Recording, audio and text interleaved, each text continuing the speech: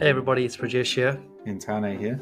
Welcome to our podcast, Baskets of Knowledge, Chats with a Difference. In our podcast, we invite guests from around the country and around the world to talk about how they got to where they're at the moment.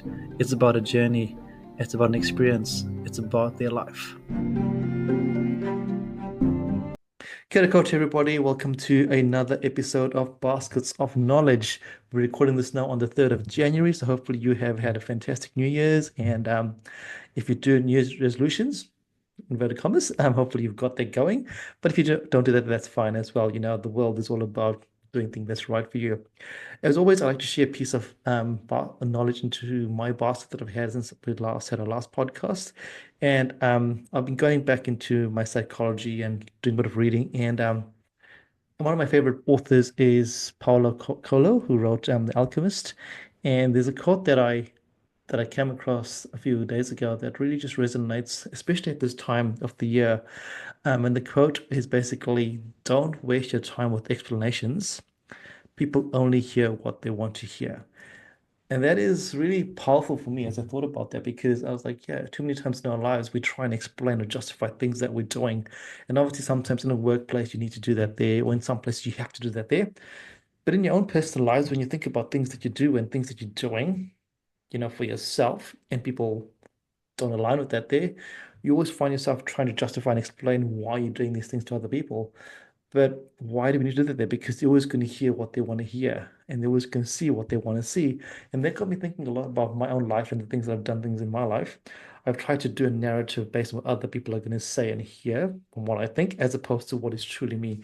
And I wonder how many people out there are doing that there, that are living a life that's not theirs because they're afraid of how to explain their lives if they weren't doing what they really want to do. So that's my thought today. And it's got me thinking about, yeah, a couple of things as well in my life. And hopefully it's going to get you thinking about, do you have to always explain things? Because people are going to hear what they want to hear. Talking about people are going to hear what they want to hear, I am really privileged and honored and lucky to invite our guest on today. This young person has been someone that I've been very lucky to know for a very long time in very different stages of their lives, and into different things, and that's cool. And like for our last podcast guests, we've tried to get them on before in my mind, but I was like, no, there's a time and a place for everything. So this is the time, this is the place, and this is just the start of something that I know is going to be pretty awesome in this person's life. And I'm really excited, really honored, and really privileged to invite onto Bastards of Knowledge, Briana Belford. Kia ora, Briana, and welcome. Thank you, Pradesh. I'm truly blessed to be on here, and I thank you again for inviting me on to Baskets of Knowledge. I'm just looking forward to reconnecting with you and seeing where this conversation leads us today. Beauty. So I'm going to call you Brie because that's how I know you as. So Brie, so our listeners who know nothing about you, who are you at this point in time on the 3rd of January 2025? Oh, good question. Still trying to figure that out myself. But in a few words, I'm 19 years old. I'm about to go into my second year of university, and I'm just a curious soul trying to learn and live with grace and be a kind human. Beautiful. I love the way you've summarized that there. Being a kind human is so undervalued, but the value of that is so exponential and so beautiful. And we're going to explore that and how that came to be. But you've just finished up your first year of university. What is that like for you as a young person that's navigating such a big change in life from high school to university? We'll talk about that in a second as well. Yeah, it's been a real transition coming from college or high school to my first year of university. I think in terms of just the different environment you're in, to the different teaching style, to the people you're surrounded with. Um, I went to Wellington Girls College in Wellington, all throughout my year 9 to 13, and it was a great time. I had a really awesome experience there. But it also allowed me to grow in certain spaces, and then coming into university life has allowed me to further develop my understanding of myself and my values and my belief systems. And that's been through not only the people I've been able to meet, whether that's friends, professors, tutors, but also the ways that I've been taught and the learnings that I've got from my courses.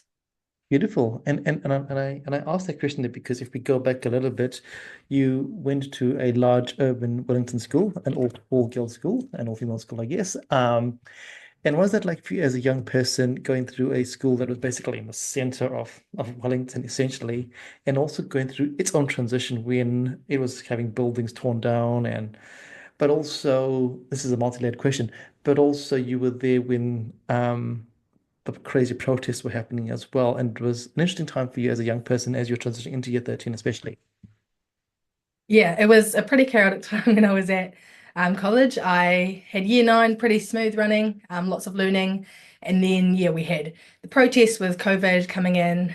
There was quite a lot of disruption when we were learning, coming and going from school. But I think ultimately that taught not only myself, but I think the entire school body that you've just got to be kind and kind of coming back to what I was saying earlier about being a kind human, that, regardless of people's different beliefs or ideas or ideologies, anything like that, the fundamental thing is to be a kind person. And um, even if that's not always reciprocated to you, sometimes you've just got to give it and not expect to receive. And I think that was really something that I found important during that time because there was a lot of chaos, a lot of unknown, uncertainty, worry, stress from students, teachers, staff, but also on the other side for the protesters. And I think that was just because as a world, as a country, we never experienced something like this, a pandemic that completely has shut down our world. And it was just full of, oh my gosh, what is happening? What do we do? And I think as a school body, we try to lean on that yes, we've got disruptions. Yes, we've got um, this uncertainty, but ultimately we've just got to remember our values and just settle in on our own selves and work hard here and be kind and don't disrupt others, even if they're causing disruption to us, trying to be grounded in ourselves and our own beliefs. And I think that kind of flows into the workspace and how you work best. But it was definitely a difficult challenge and it has its ups and downs, but it was definitely a big learning curve for all of us. Yeah. Yeah, and I noticed you refer to us in the school body, but let's talk about Brianna and Brie herself. Where did this come from, this kindness? Because and the reason I ask about this is because we're all born into the world to be kind. And at some point in life, things change. And I'm not saying this happens to everybody, but this whole kindness thing disappears or it changes a little bit. Where, as you said before, a lot of I'm really generalizing here. When people are being kind because they want to expect something, I'm going to be kind just in case. But I love what you said there that, hey, it's okay just to be unconditionally kind. And if you don't get that back, that's okay. But where does this come from? Because this is not something that, you see very openly in the world today. If we look at the mainstream media, okay, but if we take away that, it's around there. Yeah, I think I guess from what I can understand, like kindness for me as a on a personal level probably stems from my upbringing, and that's kind of rooted me in who I've become and how I perceive the world. And I was very fortunate to grow up in um, a household with parents, as you know, who are just full of love, and I've just been taught that kindness is everything. Um, and examples of that was probably when I grew up doing a lot of charity work. With my family, we would go to the hospice and the holidays and do baking and um, bring in cupcakes or biscuits and give them to the families who are there, um, supporting their loved ones or supporting friends, and going to the SPCA, just doing little things to help others. And I think seeing that firsthand, based on the ideals that and values that my family's brought me up with, has allowed me to have that as an ongoing effect to share and to be kind and loving towards others. So I guess yeah, on a personal level, that's kind of where that kindness has stemmed from. Yeah, and I love that because Brie, it's the reason I asked that question is because this kindness, this love comes from somewhere that, I mean, it comes from somewhere. And I'm very lucky to know your family, which is really cool. And the fact that they foster that there. And the reason I also bring that, because again, I'm reading another book here at the moment for um, in engineering. And one of the Mhm. things that they talk about that in there is people talk about yoga, meditation, all these really cool things, which are fantastic. But there's a third arc that people always forget about, and they call it seva in the world of yoga.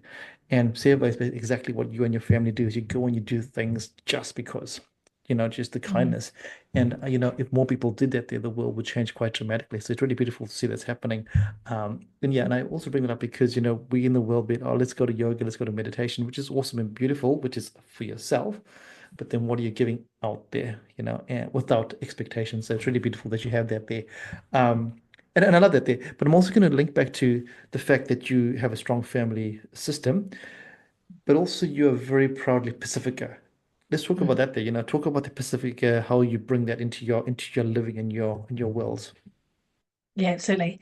So just for context, yeah, I'm proud Pasifika. I am Samoan, Cook Island Māori, and New Zealand European.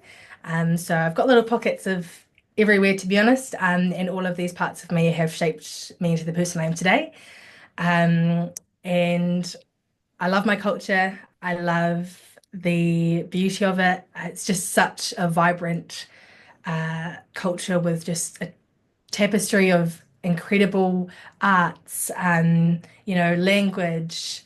Um, just it's got an array of everything, and I really love learning about it and learning where I've come from and just the generations that have brought me here today. Um, and I think being Pacific person in New Zealand is both a blessing and a curse in a way, because someone also who doesn't know Samoan fluently and something that I've actively been working towards, especially this year as I've been studying, or last year now that I've been studying it, but we can get onto that a bit later. But it's been a real blessing to be able to just learn from the diverse, you know, parts of my culture, especially through dance and music. So all throughout my college years, I performed in a secondary school performance, which was called Te Tangata. And my first few years, I was just a member, and then in my last year, I had the honor of being a poly club leader. And I think that really fueled my ability to grow and connect to my culture, but also to, lean on the support and backings of my family and the learnings that I've been brought up with from them. Um, and yeah, it's been a real honor and a real privilege to be able to share my culture, my identity with the world, or just a little pocket of it at the moment, but we'll see how far I can get. Um, and I hope that I can continue to, you know, let people know about Pacific excellence in the academic space, but also just in general of living out our values. So, yeah. Yeah, and that's beautiful. Again, I use the word beautiful quite a bit because everything here is really, really beautiful. What you're saying, because as you said, it is a big part of your life, and I think what's important to remember is our life comes with us wherever we go. And I've realized that more and more in what I do, and especially my current role, that people say, "Oh, leave home, leave work at work and home at home." But it's like, but actually, this is a big part of your life. You are who you are in all facets, and whether that's your work, your race, your gender, your culture, it is coming with you wherever you go. And as long as people appreciate that or accept that and go, right, cool, this is who you are as a person, as a holistic person, then things change dramatically. Whereas if we just go, oh, this is XYZ and then doing ABC, it's never going to work. So I love how you incorporate that in, but also the fact that you have not just embraced it, but also want to take it on to the next level. Because a lot of us, including myself, I mean, this is a place in my world that people who've heard my podcast know that is an area that I'm really struggling with my identity, because I was born in Africa, I live in New Zealand, I'm of Indian heritage. I'm like, what do I do? So here I am, we really loving being immersed in Māori culture and the Māori world, which is what I'm taking on and doing that there. But like, what about my own culture? I mean, this is so crazy. So it's really awesome to hear that you're doing that there in conjunction with living in New Zealand. But I also question myself and go, hey, I need to also talk about my own culture, my own languages, my own tapestry of art and beautifulness that you spoke about that every culture has. And we sometimes forget about that. We so often appreciate other cultures and forget your own culture, which is just crazy. Talk about culture and appreciation. Let's talk about your celebration. How was it that moment when you were announced as the head girl of WGC? Oh man, it was a real phenomenal experience, really surreal and a real absolute privilege. I had such a great year and just those like few moments when it was announced, I was kind of just shocked. I didn't really expect to be able to, get that spot. I just put myself out there as, you know what, Brianna, let's just do this. Come on, Brie, we got this. We'll just try our best, put ourselves out there and see what happens. And it happened, and it was a experience and a opportunity and a role and responsibility that I will take with me forever. It may sound a bit cliche, but I had like a really awesome high school experience, and being able to lead and serve my school was a real cherry on the top for that. And yeah, the feelings of just it being announced was just shock, happiness, excitement, nerves, curiosity, and just looking forward to, what the year had in store for me and for the school. As we talked about earlier, it was the past few years at school had been a bit of a roller coaster, a bit up and down with lots of different um, things going on in the world and around us. But being here and being in this role was a real catalyst for change in my own life, personally, academically, and as a school. That's really, really beautiful. That's really, really beautiful. And um, I think you need to remember that, as you said before, it's a cliche, but not everyone has a good experience of high school. It's really awesome that you had that amazing experience of high school, and it's really beautiful that you were able to take your leadership skills. I mean, I saw it happen. I was really lucky to see it happen from the distance there. And I always have a chuckle when I know that your mom had the same teachers that you have. And Yeah. I think it's really quite funny. And they talk about you both very, very differently, which is really cool and really, really awesome. So it's really beautiful. It makes me laugh all the time. But one of the things that I'm really interested about you, Brie, is and your mom has told me this and your dad has told me this, but also I know this about you, is that you have this real introspection about things. So, you talk about meditation and journaling and things like that there. Do you want to talk about those practices and what they do for you and why they're a big part of your life? Oh, absolutely. I love this. I'm a real sucker for just trying to better myself, trying to ground myself, trying to understand myself and the world around me. And I think understanding the world around you has to start within. I mean, it's a real introspective kind of journey. Um, and meditation practices are a real fundamental part of my life, as well as my faith. And kind of all of those things interconnect and have overlapped and helped shape who I am. So, for example, every morning I have a set morning routine. So I like to dedicate up to 30 minutes to even an hour of my time just for myself to ground myself, to welcome the day with just gratitude and thanks because, no day is guaranteed, and our time here on earth is limited. And I think that kind of mindset and just allowing me to spend time for myself before I go out and absorb the many facets of the world helps just humble me, help me stay grounded. So that looks like meditation in the morning. I read my Bible in the morning. I journal, I stretch, and those kind of few things just help me remind myself of who I am, where I am, and who has got me here and where I've got myself from.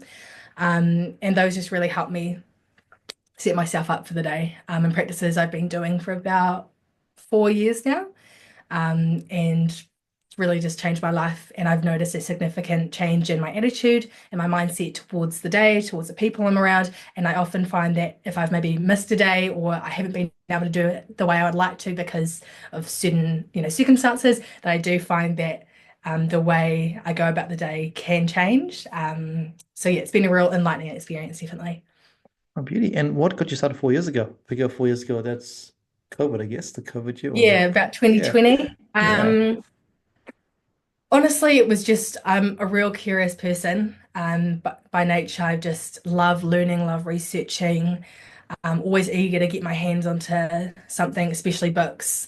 Um, and I got into this just, what's the word?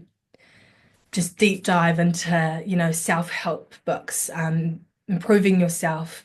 And I don't really, I think it was just during that COVID time where I learned that, oh my gosh, we're stuck inside.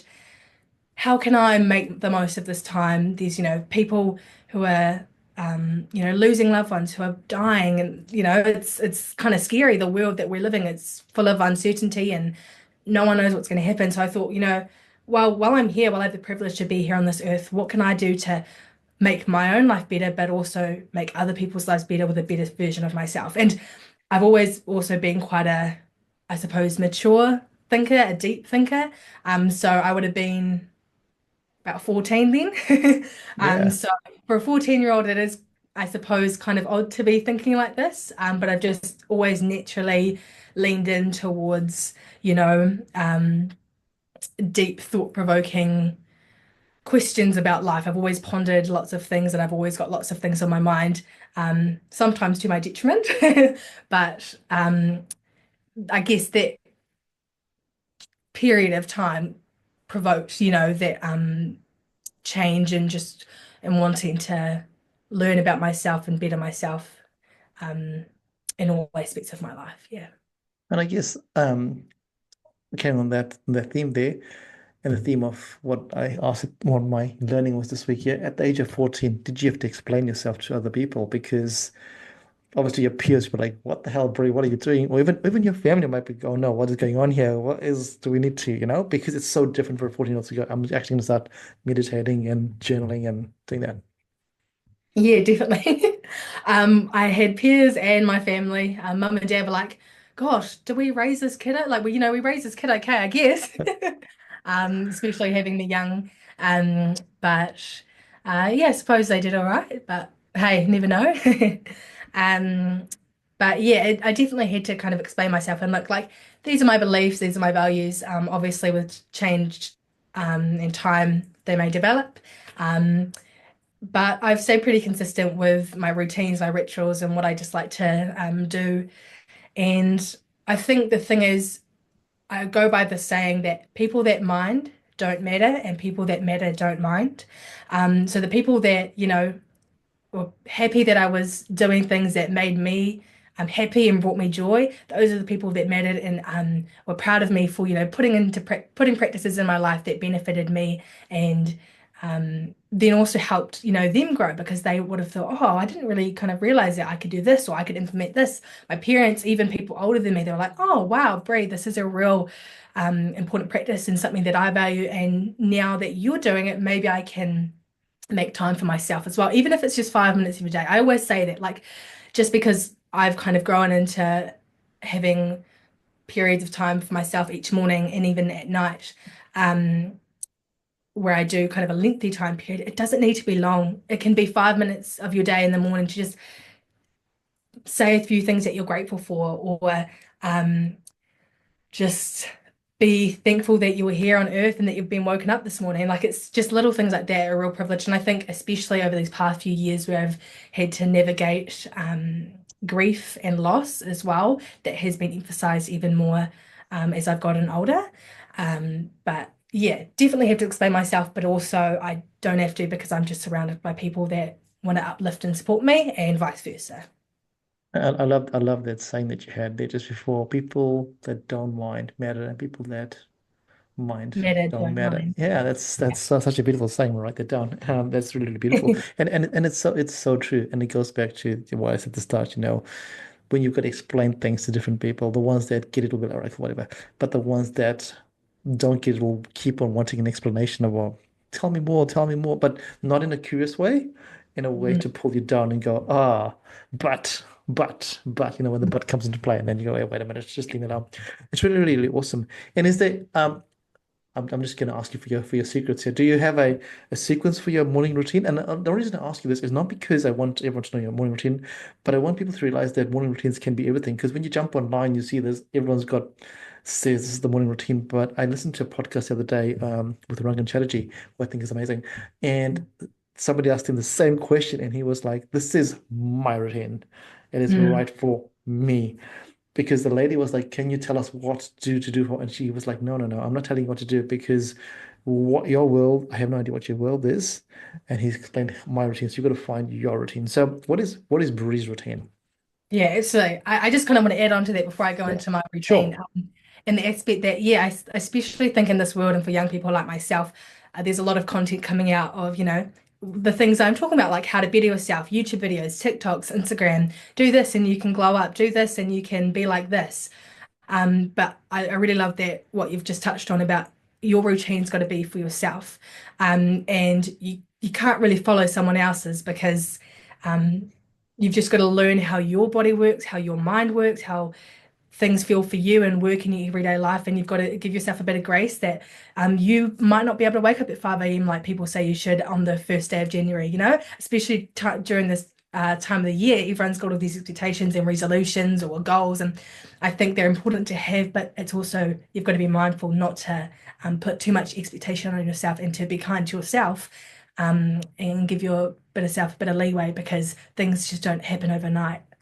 Um, but in saying that, my routine that I do, I um, first wake up and I pray. I am have a strong faith and I've been brought up that way, so I like to pray, give praise and thanks, and then I go into my um, Bible app, read my Bible. I do have a physical Bible as well, and then I'll go into some meditation and just kind of ground myself. Then I like to journal. So my journal is not long, it's just a few things I'm grateful for, what I hope to achieve in the day, and some affirmations to just help build up my confidence and remind myself of who I am.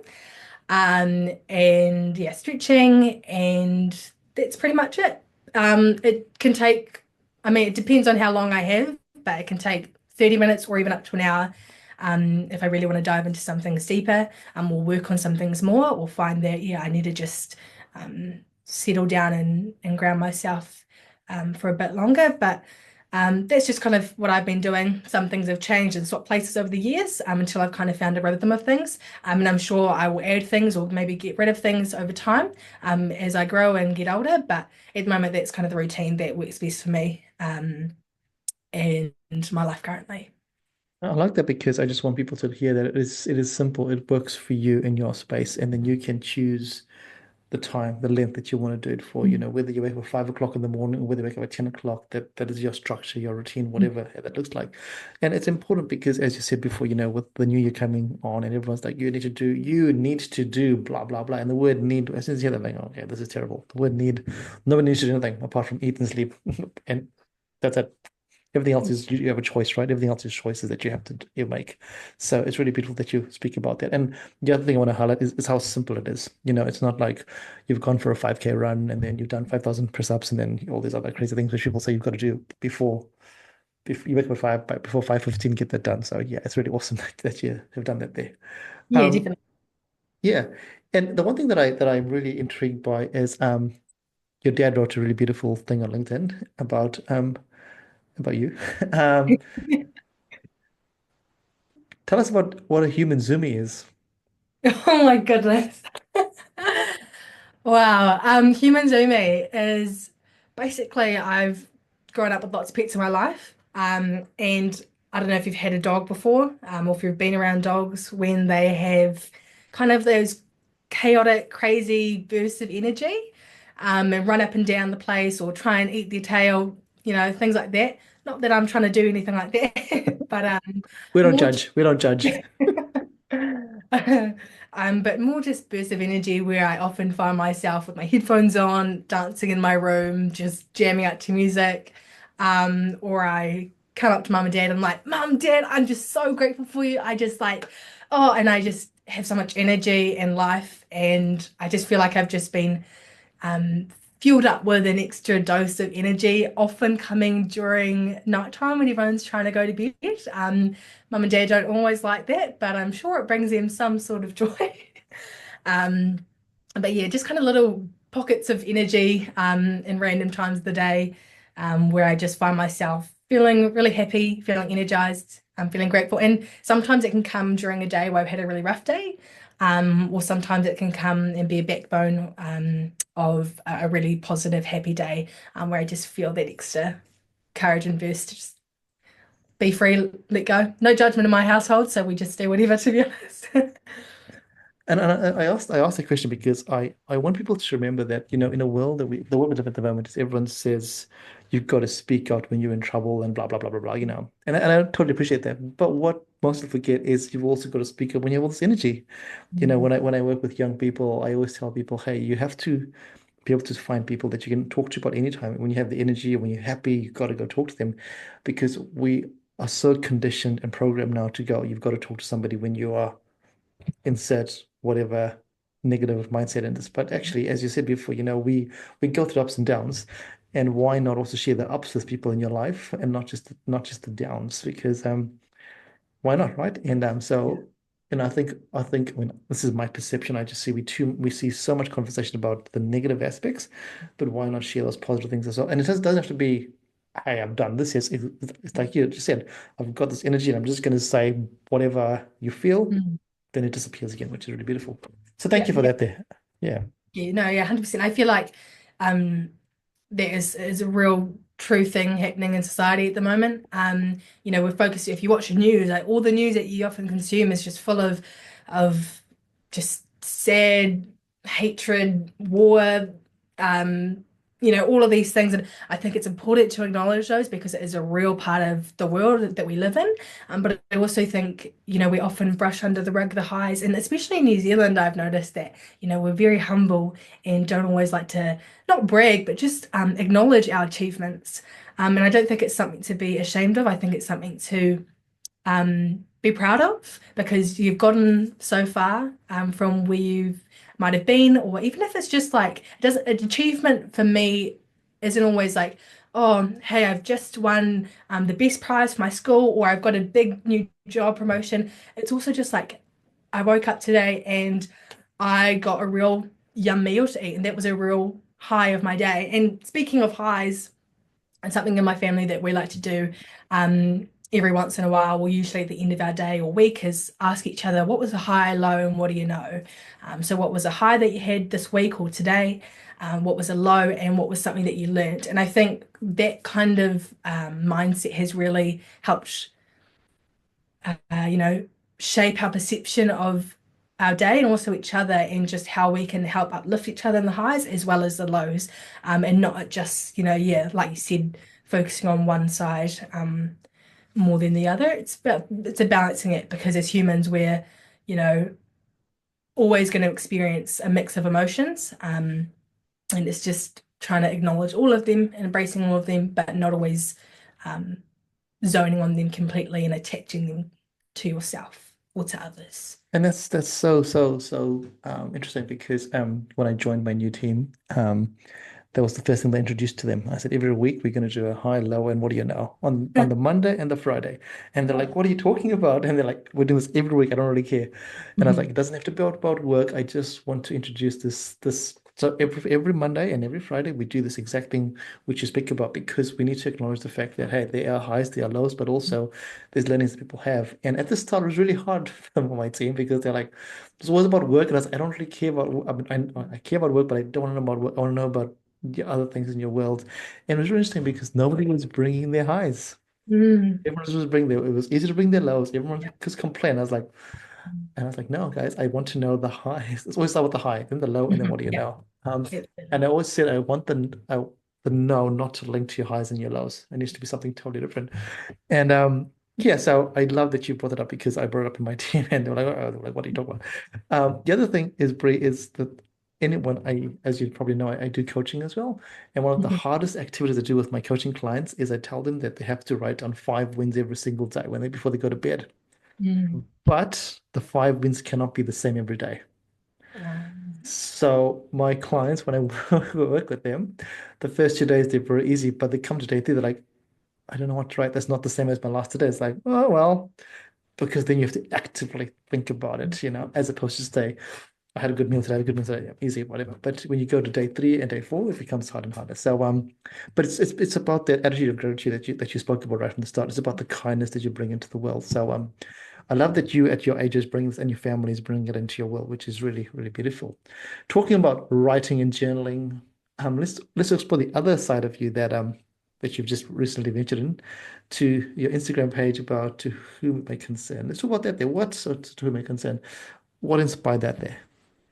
Yeah, so to whom I concern, like you said, is an Instagram page or a visual platform where I just write my thoughts, feelings, and experiences.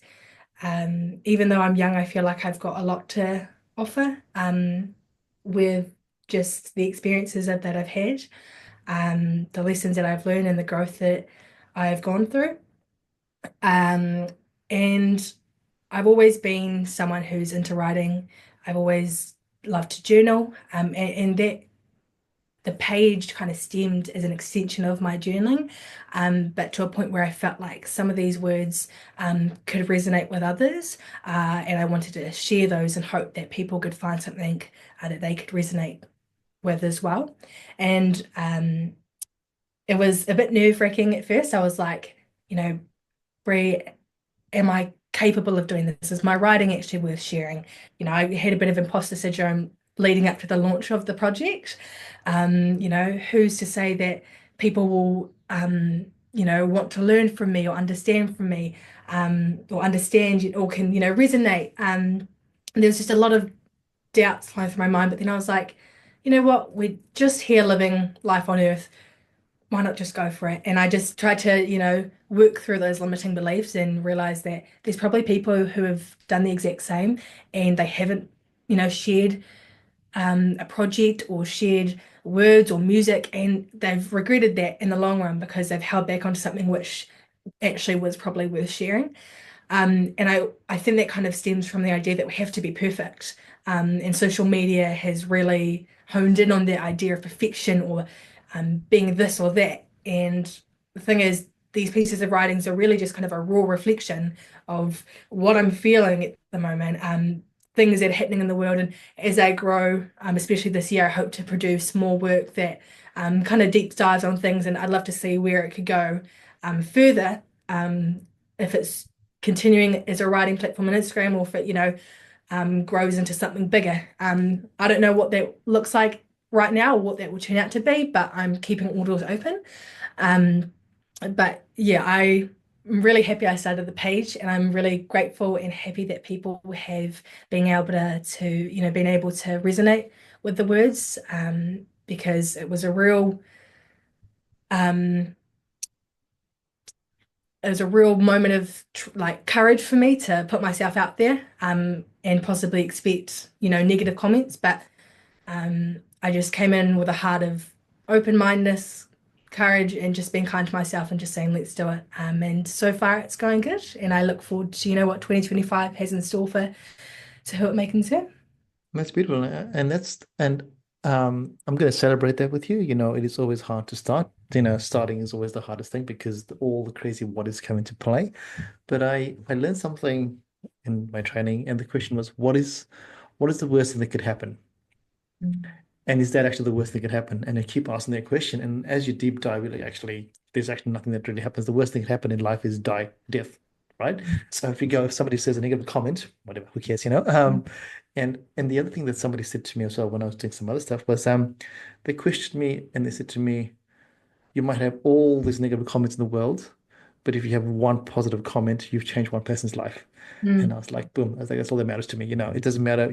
It's if you have 1,000 hates and one like, Mhm. the one like is should outshine the 1,000 hates.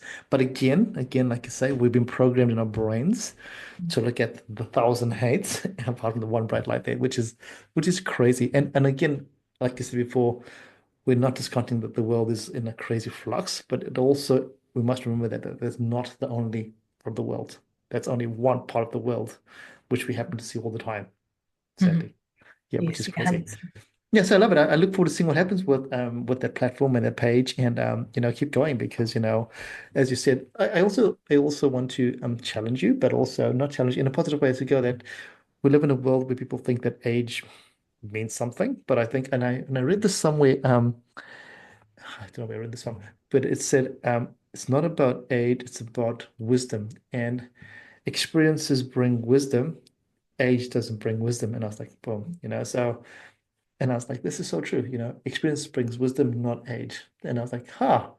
So, if you think about that, you go, hey, wait a minute, I'm not talking about my age. I'm not talking about me. I'm talking about my experiences. Everything here is Bree's experience, not Bree at the age of 19, but Bree through experiences. So, just a bit of a reflection for you to think about that way there. Thank you. I appreciate that. It's really nice.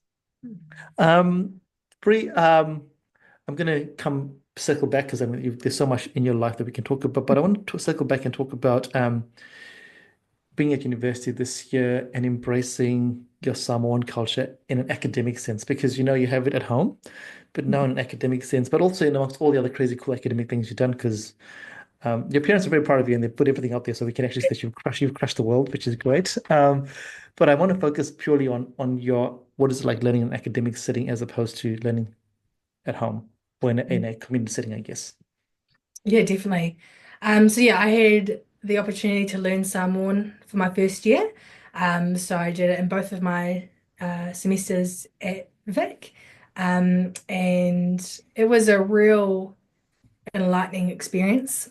As someone who's not very confident nor strong in the language, and who didn't grow up speaking it fluently, it was definitely a whoa moment. Like, I'm doing this. This is quite a lot. I've got a lot to learn. It really humbled me. But it also really opened my eyes to how much I have to learn, but also what I'm able to learn. And that comes from not only being in a seated classroom, at a lecture and listening to the lecture, but also from the people around me. There were so many people or students in that class who were from different walks of life, who were wanting the same thing to learn Samoan, whether they were brought up in Samoa or they lived in New Zealand or they speak fluently and they're wanting to fine tune on the basics, or they're like me and have, little knowledge, or some who are not even Samoan and are curious about expanding their knowledge on different languages and cultures and customs. And so it was a real, yeah, eye-opening, thought-provoking experience. And I think in terms of learning from a home environment to the uh, academic environment, I definitely got a deeper insight on, why we speak the way we speak, why the language as why the language is structured the way it is, and how different words can mean different things in different contexts, and how if you say, one thing, it might mean this thing and not the other.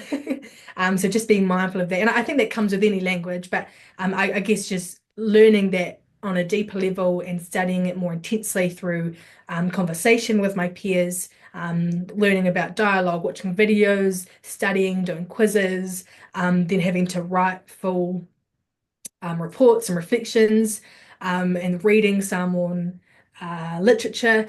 It stemmed from a whole bunch of things, and it was really, at first, it was quite daunting, and I questioned myself and I said, Brie, is this the right space for you? Are you ready for this? But as I went on, as I persevered, and as I, leaned on my fellow peers and my lecturer for support, um, I really realized that, yeah, actually, Brie, you do belong in this space, even if you feel a bit out of your depth, you do belong here.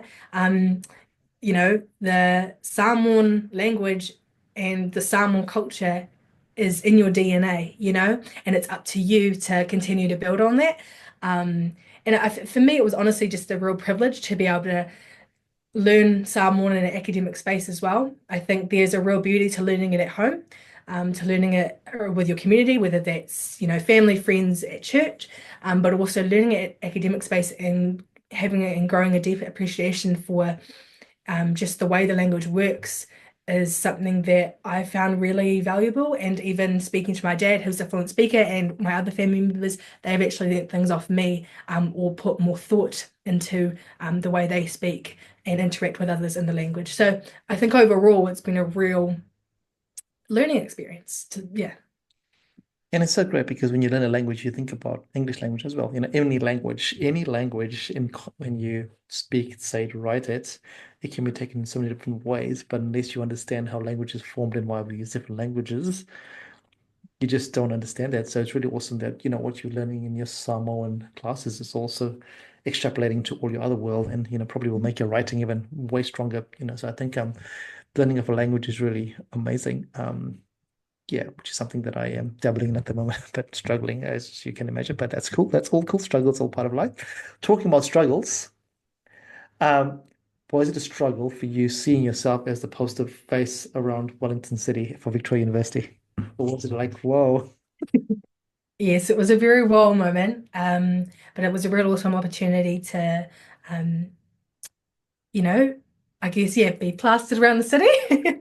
Um, but I think Vic has really taught me lots of things. It's helped me grow in so many ways, that I just can't even really begin to fathom, academically, personally, and it was, yeah, pretty cool to see me up there. Also, kind of like, this is a little bit, people are sending me pictures like, oh, hey, bro. Yeah. Like, oh my goodness. But I guess, yeah, if people can find a place that helps them grow and helps them learn in all facets of their life, like Vic is doing for me at the moment, then I hope that they can, that I hope that that encourages them to follow through with what they want to achieve and what they're capable of. That's really awesome. That's really beautiful. And that was just a trick question because sometimes seeing yourself out there, you're like some people are like which is what I do, but some people are like, oh, this is awesome. So it's really cool. But I love what the narrative there is. It's not about you. It's about if others can see themselves in you and go, right, cool. Hey, whatever that place is, whether it's Vivek or whether it's a whatever the place is, insert name here. Then that's all that matters there. And it goes back to what you said right at the start is just being the kind human being out there. Bray, before I ask you our last questions, is there anything else that you want to share that I haven't touched on? Because we can keep talking, but I don't want it's summer holidays and you're going to head away soon, and I don't want to take up too much of your time. But anything else that you want us to just dabble in Mm, before I close off the conversation with that beautiful question? awesome. I think there's one thing that I do want to briefly touch on, not Yeah. going too deeply, but I think I mentioned earlier about grief and loss. Yes. And uh, earlier last year Last now, year. a few months ago, I lost my granddad, my granddie, and then 2 years prior to that, I lost my papa. So both of my grandfathers, have now passed on. And those are both pivotal times of my life. I had, in 2022, I lost my papa suddenly, unexpectedly. And it was during a time where I was, getting like going through year 12, and through my academic work and leadership and everything. And on that same day, I actually um, received the news that my granddad, had been diagnosed with stage 4 bowel cancer. And then from then up until last year, we'd been fighting a real long battle with cancer and the ripple effects of grief and what it brings. And I just want to touch on the reason why I bring it up is I want to touch on the fact that, life's not always a highlight reel, and life throws stones at you unexpectedly. And I think the reason for my beliefs and values that I hold, especially in regards to gratitude and thankfulness and the appreciation of time, stems from the lessons that I've learned from them. Um, Both my grandfathers were very young when they passed away. Um, and I think it just made me realize, and I had a click in my head like, look, Bree, time is not guaranteed. Um, just because you're young doesn't mean you're destined to live for a long time. There could be things whether you get sick, or whether you just, something happens and you're not here anymore. And it, also was going into my first year of uni. I had to deal with having my granddad in one half of it and then not having him in the second half, and not being able to experience telling him my achievements of, whether it was my grades or my personal life or just anything like that and everything in between. So I think it's important to recognize that grief and loss can coexist with success and growth. And that is something that I've learned over these past few years. And I just think it's something that's important for people to realize, especially young people, that you will inevitably go through loss and grief. And they will often come at times when you don't expect it or don't want it to. And just to remember to be, again, kind to yourself, and not put pressure on yourself when these things arise. Um, and to lean on the people that are your pillars of strength, whether that's physical people like your family, your friends, or if you have faith or whatever you believe in, that your values may guide you along the way as well. So that is just the last thing I'd probably kind of want to wrap up on before we lead into that last final question of yours. No, thank you for sharing that. I think that's a really important part, and I'm glad you brought it up. I didn't want to delve into it too deeply at the start, but I think I'm glad you brought it up because it allows me to ask questions about that there, which is beautiful. And I think what's important there, Brie, first of all, I'm going to acknowledge and also pass my condolences because I know they're a big part of you. They're a big part of your family. Family is massive for you. So this is thank you for sharing that. I can see the emotion that was welling up for you as well as you thought about them both. So but again, I'm sure they'll be really proud. They're up there watching you and they're going, hey, look at this awesome human being doing some really cool things, being kind. So it's really awesome. I something that again, a learning that I had a long time ago was that people that you love or that are very important for you will never ever disappear because they always live in here. And that Mhm. has always stood with me because loss and grief is part of life. And but it's very hard to understand that because you think you have lost the physical embodiment, but it's not the physical embodiment that you miss. It's the non-tangible stuff that you're missing, but it's always here. So it's really beautiful that you have acknowledged that and you're also sharing that there with our community today, which is really beautiful. And I also want to acknowledge the fact that, life is two sides of the same coin. In Mhm. success and growth, there's grief and loss. It is going to happen. You can't have one without the other, and whatever that looks like, it's really important. And my question for you is, as you navigate, and I guess I'm going to talk about the more recent loss, as you navigated that, and how did you find? Because here you were at university doing your things, and then there's a lot. You lose someone that's really important to you.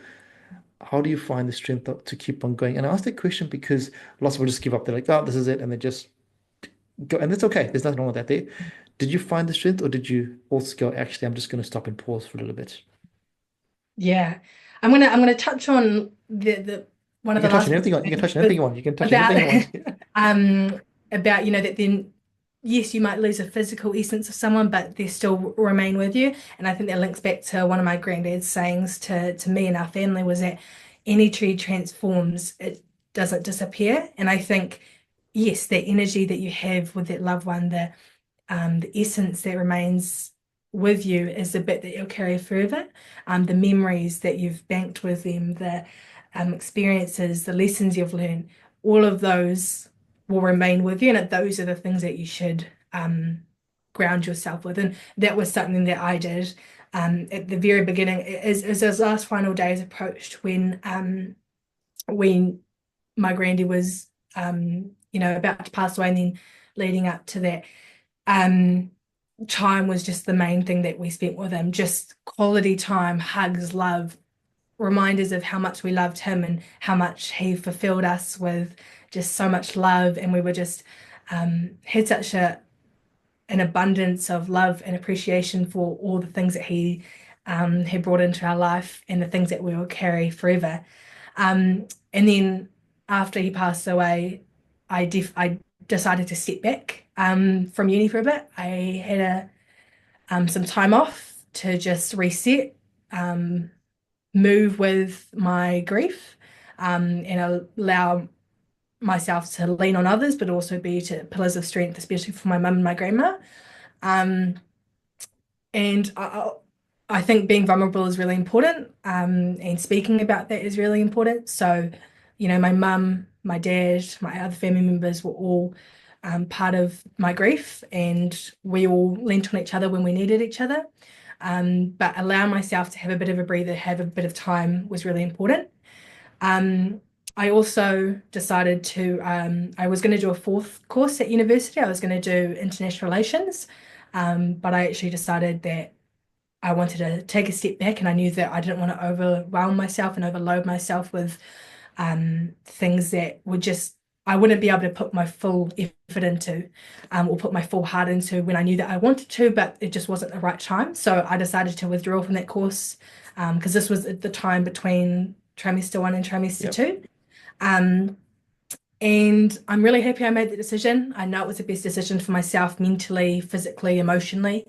Um, and then when it was time for me to go back into school, I just eased my way back in. I didn't put pressure on myself. I was just kind to myself and reminded myself that, grief comes in like waves. And along that journey, I also um, actually went to therapy and talked to a professional about my grief because I feel like with cancer, grief is a whole journey with it. It's not once they've passed, it's the entire time because ultimately you're losing them from the moment they receive the diagnosis. You have no idea how long they have, um, and watching someone have cancer and watching them deteriorate is such a moment, and it really just makes you realize, hone in on your priorities. And that was a real moving part for me throughout that journey. Um, but yeah, in a whole, I think for me, it was talking with people, taking a break for myself, and then easing myself back into it, but also acknowledging that, yes, now that the year has been, and it's been a few months now since he's passed that this grief hasn't gone away. It doesn't go away just like you can't change yourself overnight.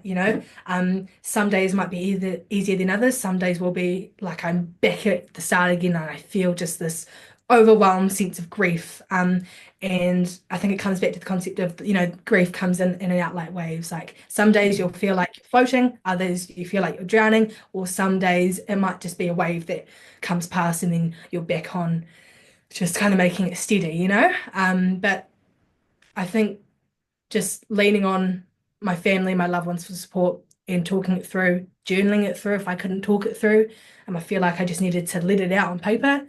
That was what I did as well. So those were kind of the steps that I've took and that I'm still taking to navigate through the roller coaster of grief, um, and the time that I don't have with my granddie or my papa anymore. Um, so yeah, those are kind of my fundamental things that I use to keep me grounded and to work through my grief day by day. And it's really beautiful that you have the awareness to step back because a lot of people just say just carry on with your life, but you can't. This is a big part of your life. And too many times we're in this race that we have to do achieve things in a certain time. But stepping back and actually looking after yourself. But looking after yourself, you're helping looking after other people as well at the same time. So it's really beautiful that you've done that there. But also I'm also going to again acknowledge that I think you're from the age of 14 doing all those morning routine things has helped you cope with grief in a different way. I think about myself. I think one of the people, grief is part of life. But if you don't have any coping mechanism that you have set up long before, it's a bit like I think about when if you think about your music performances or you think about anything you do in life, if you do all the preparation long before, which you don't see as preparation, you're just enjoying it. And then when the thing happens, you are so prepared, but you didn't know you're preparing yourself for it there. And I think, this is why I still I mean, I am. I'm not going to tell everyone to do this here, but I think they should. I think everyone should do some meditation, some breath work, and some journaling, no matter what it looks like, because it's going to prepare you for the moments in life when a curveball happens. But also, you mentioned the word therapy, and I think it's important as well that hey, sometimes you have to go out to go in. Sometimes going in is not always good. So it's really beautiful that you mentioned that. So thank you for sharing that. Because I think we have to realize that life is not always hunky-dory. Life is going to throw curveballs, and there's different ways to cope with those curveballs, not taking away the emotion, the pain, the hurt, which goes along with it. It's just a mechanism, which is beautiful. Thank you. Brie, we've been talking for a long time, and I know we can keep talking. But I'm going to ask you my last question so you can go and enjoy time before you head back to Wellington. The question I have for you is our podcast is called Baskets of Knowledge, and every week we invite our guests to share a piece of knowledge to put into our basket. You've already shared so much today. There's some stuff that I've written down here that I think is really beautiful. But is there any particular piece of knowledge that you'd like to share from any aspect of your life to put into my basket, Tanya's basket, and our listeners' baskets as well? Oh, it's a tough question. Um, Look, I think there's so much knowledge that I've gained from people, from resources, whether that's books, my own thoughts and journaling, um, TV shows, movies, YouTube videos, podcasts, like baskets of knowledge. Um, but I think for me, the main thing that I try to do for myself and what I hope for others is that they still stay true and authentic to themselves and surround themselves with people that uplift them, that support them, and that just to take time day by day. Time is not guaranteed. I feel like there's a lot of things at once, but I feel like they all intersect with each other. So when you're staying true to yourself, what does that look like for you? Who do you prioritize? What do you prioritize? What you know, things that what are things that you don't prioritize or don't want to have in your life? What serves you? What aligns with you? So I think reevaluating your priorities is probably the best way to summarize what I've just said. Yeah. And just to hone in on what serves you, um, and what you want to keep in your life and what maybe you think might deserve to come out. Because maybe in one season it worked for you, and now as you're approaching this new season, it doesn't. And I think this kind of links into that whole beginning of the new year and this chapter one, of many pages of this 2025 book, I suppose, or novel, roller coaster of life. So I think that would be the advice or that I would like to share to others in the hope that they can, yeah, just stay true to themselves, and be authentically and unapologetically them. I love that, be true to yourself, be authentically and unapologetically yourself is really beautiful. And starts by looking at your priorities, evaluating them, and then reprioritizing. And as you said before, seasons change and you change your clothes with every season. You can also change your thoughts with each season in a way that serves you to be authentic. That is a very beautiful, beautiful, beautiful share there, Brie. Thank you so much for that there. Brie, it's been a real awesome privilege having you on here. I said to you, to the listeners out there that I've known you for a while, but this is the first time that we've had this great conversation, and I've got to know you in a level of depth, which is really beautiful.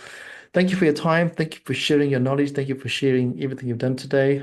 It's really beautiful, and we can't wait to see what happens with your platform, but also with you as a young person as you navigate this next stage of 2025 and beyond. And I'm sure we'll have you on here in a few years' time when we hear all about the cool things that you've done.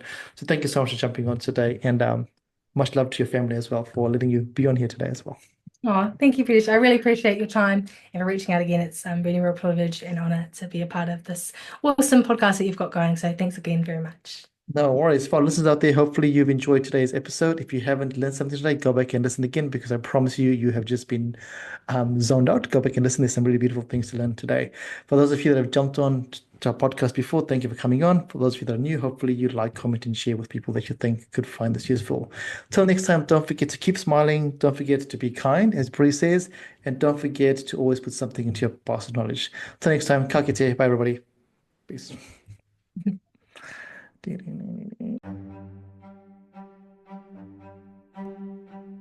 Thank you for listening to Baskets of Knowledge. Yeah, we hope that you found something useful to put into your basket of knowledge. And as we said before, remember to put something little into your baskets of knowledge every week. And as always, feel free to like, comment, and share this podcast. Thanks, everybody. Bye.